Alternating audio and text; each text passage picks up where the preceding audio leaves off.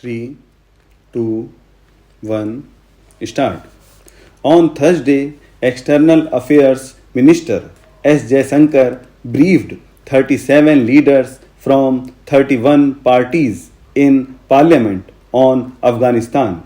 The minister outlined India's immediate priorities as the safe evacuation of all Indian citizens and assistance to Afghans in distress and acknowledged the security and logistical challenges in doing so.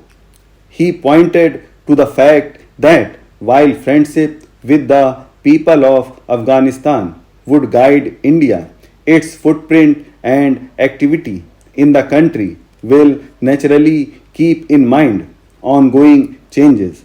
And Mr. Jaishankar suggested that given the complex situation, India will carefully wait and watch. All political leaders expressed their support for the government while articulating their concerns about the strategic and security implications of events in Afghanistan. There are two issues here. The first is immediate the safety of Indians and help to Afghans. This is essential. It involves human lives.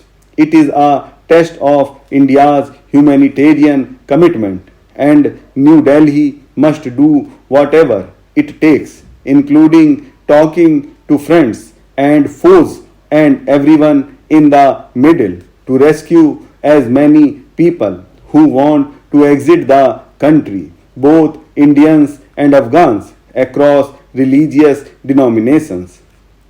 Should New Delhi have been better prepared? Yes, but to be fair, evacuation has been a challenge for all countries, including those who have spent 2 decades in Afghanistan and then fled. But the other issue is the nature of the new regime in Afghanistan. There is a value to waiting and watching, especially if keeping quiet help in getting one's citizens out. But this mantra is also a result of the fact that India is not at the table as an external interlocutor. Its Afghan friends are not in a position to shape developments, and its links with the Taliban are limited. What India can do is sound a warning about the terror machine that is a part of the wider Taliban network, seek the help of its new and old friends to ensure certain red lines are respected before granting official recognition to the new regime, and get ready for open engagement with the Taliban.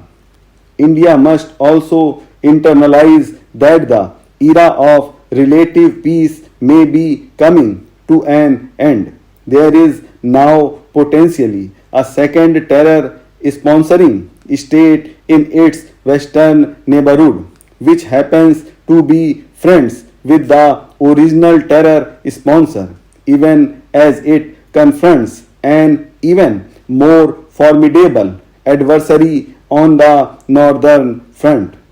To tackle these strategic threats, a less polarized polity will help.